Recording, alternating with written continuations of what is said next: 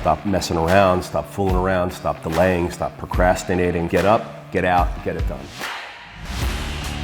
Everything is possible, nothing is a problem, and anything can be overcome. I just get my ass up out of bed, I get my shit together, and I get out and I start the fight. And that will transform you from a mere mortal into a superhuman being. I've never, ever, ever met anybody who told me that they got rich watching their IRA or their 401k.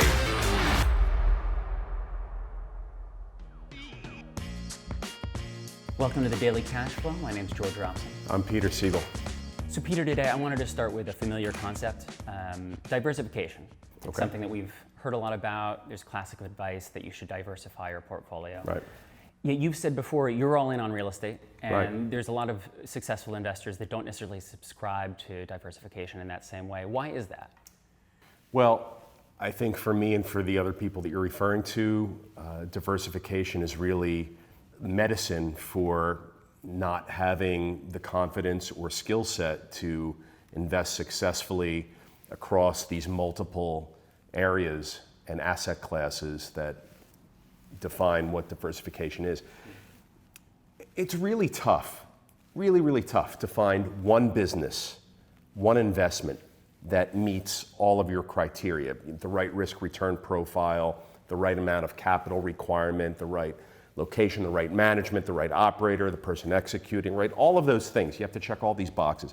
Like, it's impossible to find one, let alone 10 or 20 or whatever number of investments you want to have in a portfolio to meet your diversification criteria. So when you find one and you can check all those boxes, you know, go all in. Why not stick with it? You'll never be sorry that you overinvested in a successful investment. You'll always be sorry that you didn't allocate enough to a successful investment. You know, for me, in commercial real estate, I've always said my two biggest concerns are an unprecedented act of Mother Nature and an unprecedented act of terrorism. So, but for those two things, I feel like I've got everything else dialed in. Now, if a horrible tsunami comes and wipes out all of my holdings on the coastline, then, you know, I hope to have insurance account for some of that, but really I'm trying to solve for Mother Nature and terrorism. Short of those two things, I've got a good thing with commercial real estate, so I want to keep duplicating it and replicating it as much as possible. So that's why I am significantly invested in real estate and significantly uninvested in other areas. Now, I think that there's other great areas to be invested in. For me, I can only be an expert in so much. I've chosen real estate, and that's where my orbit is, and that's where my focus is. Right, really speaks to having the knowledge and understanding the asset fully and investing. I have it, as a result. and I understand it. And I mean, I don't understand gas and oil. I don't understand freshwater distribution, which I think is an incredible long-term investment opportunity for our grandkids today, unfortunately, because I think that's where the world's headed. I don't know a lot about a lot of things, but I know what I do know, and what I do know is real estate, and I've had my success there, and I'm able to replicate it on an annual basis. So I've made the decision not to be in real estate and stocks and bonds and gold and metals and all these other things, because I need to pick and choose something that I can check all the boxes in. Real estate checks all those boxes for me. Yeah, because you have knowledge about that asset. Yeah. I mean, it's tough. It's really tough to identify 100 great opportunities. I mean, you have to look at 100 to find one, maybe. So to assume that diversification is a feature that's available to everybody and speak about it so loosely, oh, are you diversified? How diversified are you? Oh, I'm diversified. I mean, it's tough. You might be diversified in a bunch of shit, but you'll have diversification, right? I mean, who wants to be diversified with a bunch of shitty holdings? If you can be diversified with a bunch of great holdings, that's rare. Show me who can do that. I think it's pretty rare. Well, speaking, keeping in line with the investment conversation, gold hit an all-time high this Monday. Yeah. Is that a normal reaction, in your opinion? Does that feel like a normal reaction to kind of this crisis that we're in? And is the perceived security of gold a misplaced perception, or is that real? So gold hitting an all-time high amidst a pandemic where economic loss is present in almost every industry is completely expected. Gold and precious metals are safer investment alternatives than stocks and bonds and other types of investments that require income, that require the businesses to sell to their customers. With gold, there's no business that's looking to generate revenue by selling to a customer. Gold is the commodity that you're investing in. So in times of crisis, when demand for risk is very low and demand for safety is very high, sure, gold and the metals are going to go up in price. I recommend being careful for anybody who's looking at gold right now. You always want to buy quality. Gold has certainly historically been a quality place to put money at the right time in the cycle, right? We're in the cycle now where gold's very high, so be cautious about buying into gold at the peak. You want to buy quality on dips, not at peaks. And certainly when the effects of COVID wear off at some point and demand for more risk starts to increase, demand for safety is going to decrease, and gold pricing could retreat back to its pre-COVID levels. So just be wary of that. So like anything, you have to know what you're doing if you're going to choose to invest in that asset. I mean, the metals don't pay current income. They don't provide you with cash flow. They don't provide you with tax benefits. There's no depreciation with the metals. So you have to understand that, and I promise you that as soon as the world normalizes a little bit back to pre-COVID levels, you're going to want to reallocate out of gold and the metals and into investments that offer a slightly different risk return profile. I mean, it's the normal investor behavior, and I would expect that to happen again here.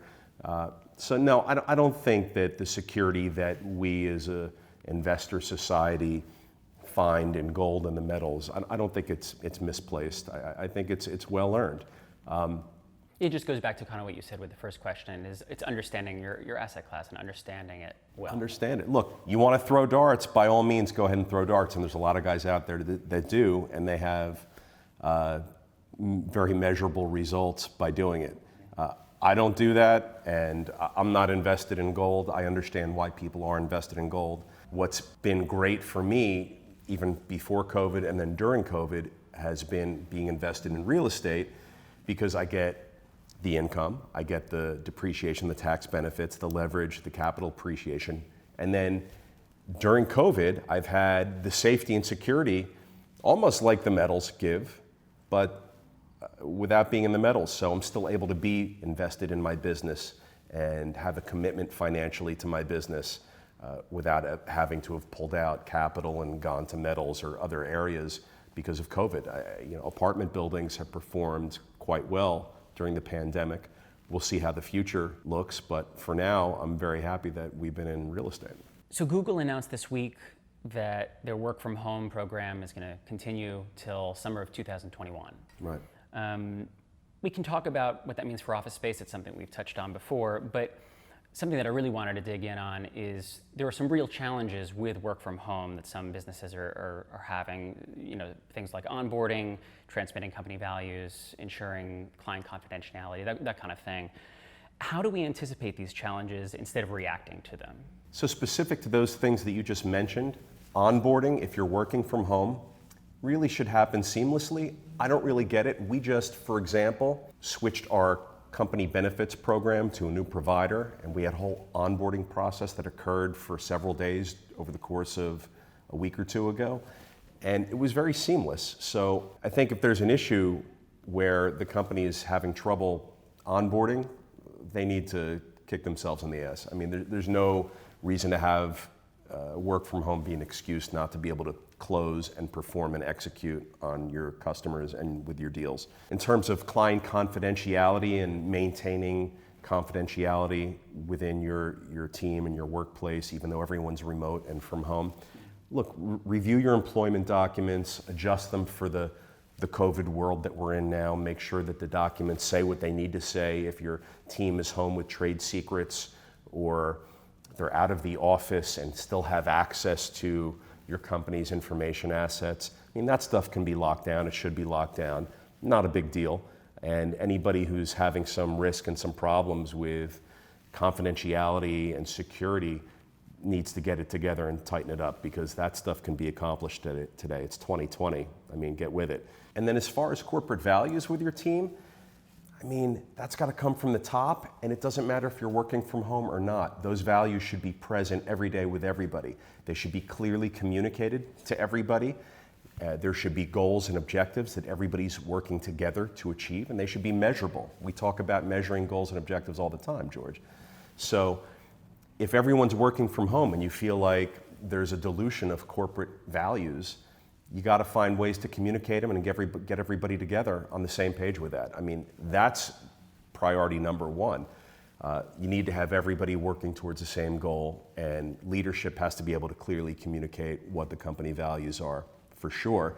And if that's not happening now during COVID, it probably wasn't happening pre-COVID, and whoever's leading that organization needs to step it up. Speaking of systems, last week we were talking about systems, and just a few days ago, you mentioned to me that you wanted to discuss scheduling and how important that was to achieving goals and getting more done. Can you talk a little bit about that? Scheduling's everything, day to day, man. If you don't put something on your schedule, it doesn't exist. If you don't write a goal down, it doesn't exist. You're never going to achieve it. For me, I write everything down. I schedule everything. I use heavily and rely on heavily iCal, and everybody on our team does. Everybody on our team has a different color on the calendar for their tasks. And I can look at any given week or day and see all the different colors up, and I know who's doing what at any given moment. And it's important. Transparency is great for a team. I always know what you're doing, you know what I'm doing, and we can talk about it, we can communicate about it. I mean, it's so important. So I can see what everybody's working on, they can see what I'm working on. And the objective every day is to create white. So it's a white background. So the way you create white is you either delete the task, or if the day goes by and you didn't really get to it or you didn't complete it, you move it over. And at the end of each day, I have complete white. And if you look back a day, a week, a year, if you look back at all you see is white on my calendar, because everything is either deleted or moved over. So I really encourage everybody out there, find a system that works for you. For me, it's Outlook or iCal, or whatever it is. For me, it's iCal, and use it, and really rely on it, and let that be the thing that dictates your day. So when you write things down on your calendar, your brain's going to be focused on getting those tasks achieved automatically. Whether your physical effort matches what your mind is thinking about or not, you're going to see results just from having written it down. So write stuff down, and you're going to plow through your days, and you're going to find it's a bit fun and competitive, even as I do. I mean, I love when I clear out my day and I got nothing but white left on my calendar at the end of the day. I'm like, yeah, this was a good day. I got a lot done. I move on to the next day. The next day, I'm booked from 5 a.m. to midnight, and I just boom, boom, boom. I go through it, delete, move over, delete, and then my calendar's clear again that day. Do you add throughout the day, or do you kind of wait till the end of the day? I'm constantly doing it. I'm constantly adding every day, and then my schedule usually books up about 6 to 8 months in advance, so I know really what my whole year looks like on a macro level at the beginning of the year. I know my big travel plans, I know my speaking engagements, I know my bank reporting requirements, I know different things that I know that occur throughout the year, special moments with friends and family, holidays, birthdays, things like that. Those obviously get calendared, but business-wise, meetings, I have long-range meetings that get booked out maybe 4 to 6 months in advance, and then shorter-term meetings that will pop up, and everything gets on the calendar. And then I start to fill in the blanks on the in-betweens and fill up the days once I have the larger macro items on the calendar, and that's my calendar. And sure, it's got to be fluid, it's got to be editable, it's got to be modifiable, because that's life, and that's your business, and that's our daily lives. I mean, nothing's fixed. Make it static, and that's what's great about these programs. You know, when I was a kid, my first business, I'll never forget it. there was a friend of mine that came up to me and said, I was 24 years old. I really still didn't know shit about shit. And a friend of mine came up to me and said, wow, Peter, how do you do it? What's your system? I was like, what? What are you talking about? What's your system? What's your system for success? Just the same question you asked me now, George. And I'm like, I don't know. What do you mean? She's like, well, how do you know? And then finally, I pulled out from my back pocket a folded up piece of 8.5 by 11 paper, because back then, that's what I had. And it was my to-do list. And I wrote everything down by hand. And when I got it done, I crossed it off. And when my 8.5 by 11 paper got too full with chicken scratch, I transferred everything that didn't get crossed off onto a new piece of paper and just started a new list. Threw the old one out, new one goes in my back pocket again. I was so appreciative that she asked me that question. Thanks, Gillian. Because it really made me think down the road as I got older and I had more interests and I had broader business concerns. How do I keep it all organized, and how do I manage it, and how do I measure it, and how do I achieve it? To me, having a to-do list was how I started, and it evolved into using modern day iCal, and you got to have something. That's what I use. And you do this yourself? I do it myself. Yeah, so I think that's encouraging for people to know that this isn't something that you're pushing off to a secretary or something like this. Well, I have that too, but no, I know, but that you can handle this information yourself. It's not something everyone that's can do it themselves. Overwhelming and requires teams. Absolutely. Yeah. No, that's maybe Bill Gates has a team that does it Right. for him. I would expect he does. Yeah. But I would also expect that he has access to it and can modify it according to what he feels like modifying. Yeah. I want to talk a little bit about leadership. Sure. What does leadership mean to you? And what tactics or advice do you have for people that are trying to improve their leadership skills? So what leadership means to me is stepping up and taking an active role in determining your fate. If you sit back and you don't participate in the nuances, and if you don't participate in making the decisions and the choices that determine the micro of your day and the macro of your life, you're just sitting back and letting other factors, other people, other elements determine those things. So I think leadership is stepping up and taking the bull by the horns and trying to have an active role in determining the outcome of so many things in your life, the little and the large. Sitting back and taking a back seat and not participating was never the way to go for me. And everybody that I know that's a leader who's successful, runs a great business, who's evolutionary, who's a thinker, they all have this quality about them. Sit in the front of the class. Right, when you're a kid, often you want to sit in the back of the class. Maybe you're not sure about your own capabilities, your own intellect, so you want to maybe hide a little bit. Sit in the front of the class. Be the first to raise your hand. Be the first to ask a question and respond. Be the first to say yes when someone holding a clipboard is addressing a group that you're in and they say, who wants to, boom, hand goes up immediately. That was always me. I always was like psyched to be, because I knew that everybody else was going to be in the background and sort of look around and be like, oh, I don't want to raise my, it was like socially awkward to raise your hand first. It was socially awkward to step up. And when you're growing up and when you're learning skills that are important for business and life later on, oftentimes we want to do what the group does, right? And the group is typically not a leadership group when you're young, when you're in your teens, when you're in college. Sure, there's the standouts, but groupthink is not leadership think, in my experience.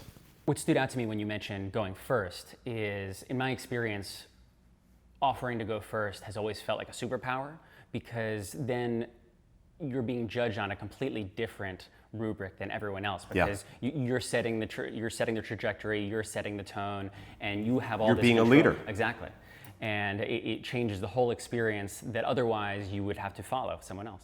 Yeah. There's so many times in my life that I remember, I can think back on them now, and I remember raising my hand first, going first, taking that first step in the group. I put my little signature on it, and I got through the drill, the course, the example, whatever it was I was doing, and I noticed everybody that went after me in the class or the group sort of did what I did. Right. They saw me get through, and I saw others take the first step, and I remember watching them do it. I said, wow, they just succeeded at it. That's the way to do it. I'll do it that way too. Leadership to me is stepping up, taking the bull by the horns, and really minimizing the amount that other elements, people, and things affect your life and your outcomes. You want to be able to drive your own outcomes.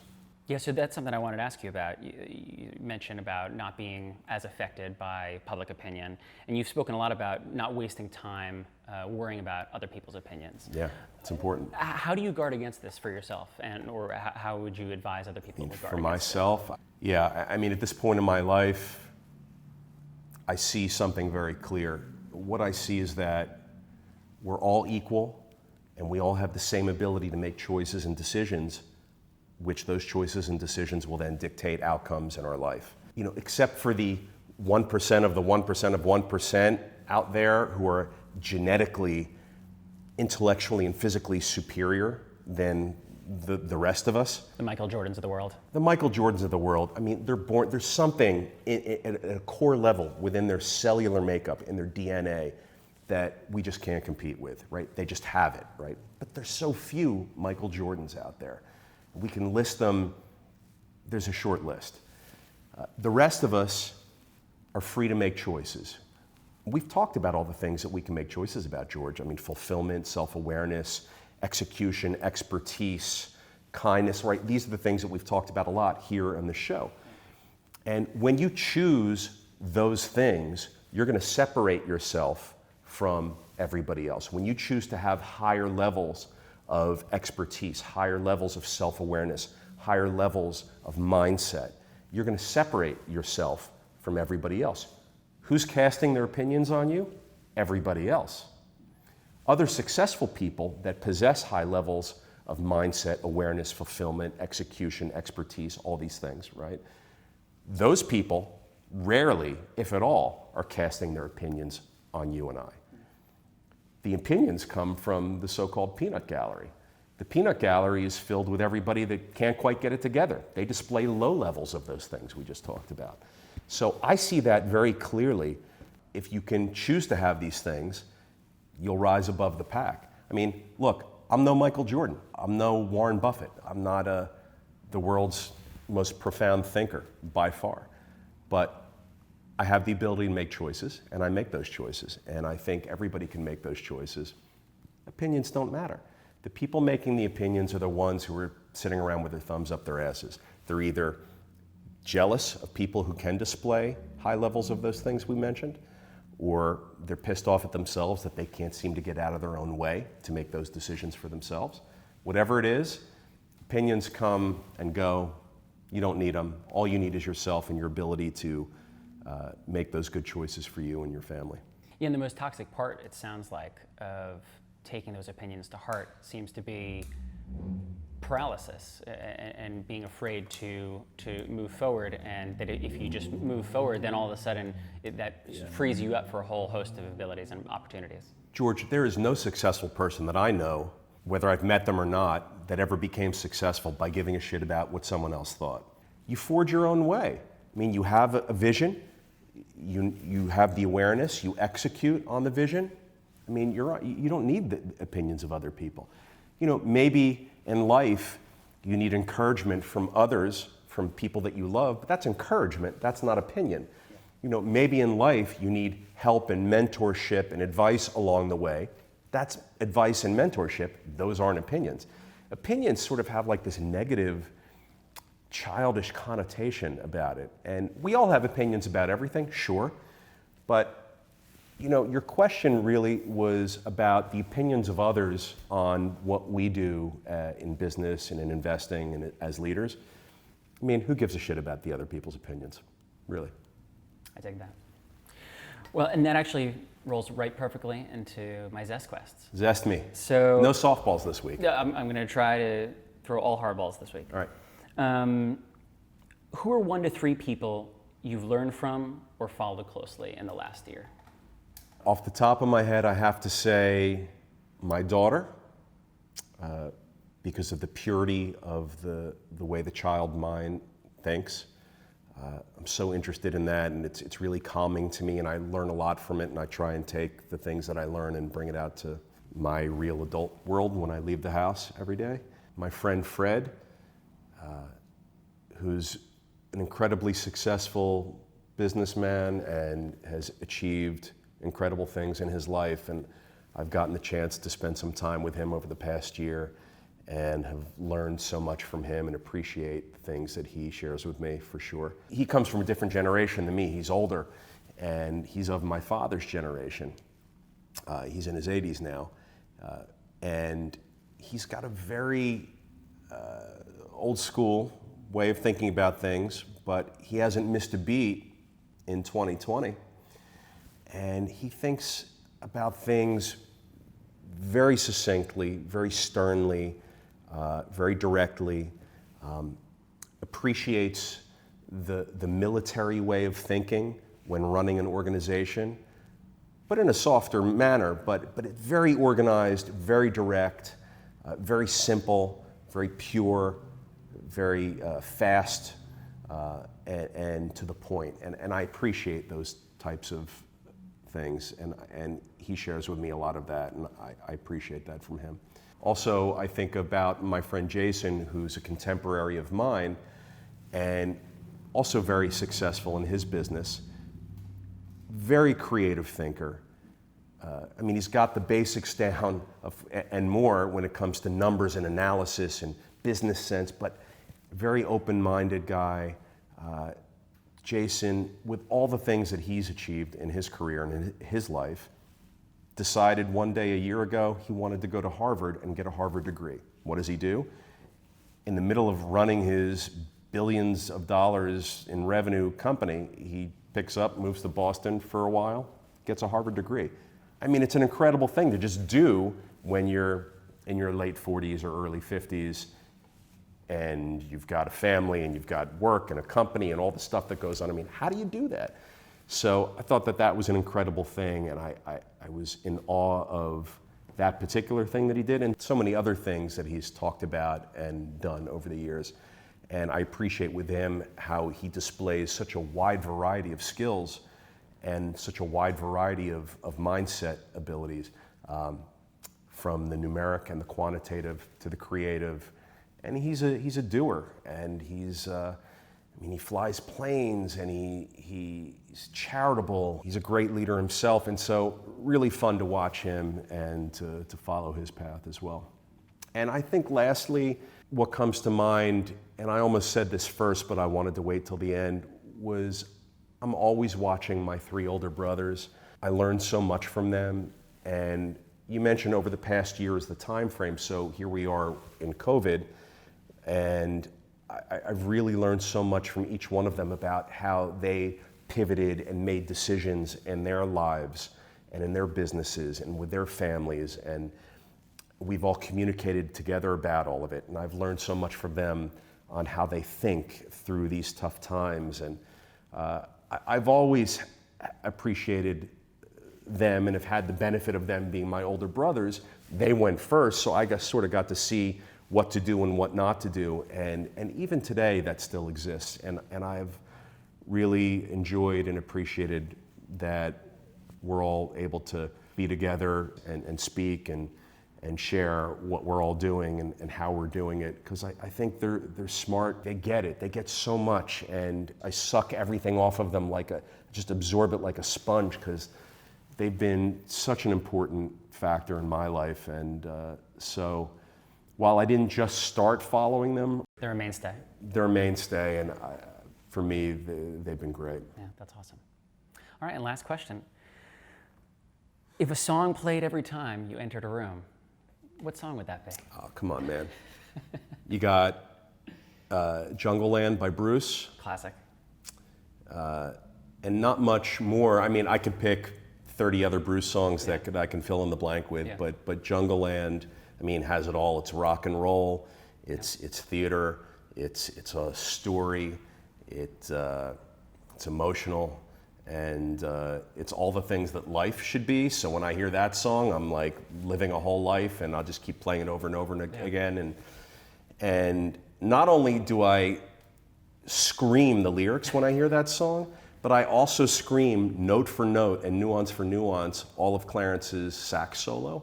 That's when people really know I'm fucking nuts, when they hear me start singing the sax solo, because anyone can sing lyrics, I recognize, but when you can do a sax solo at the top of your lungs and not care who hears it, I challenge anybody to do that.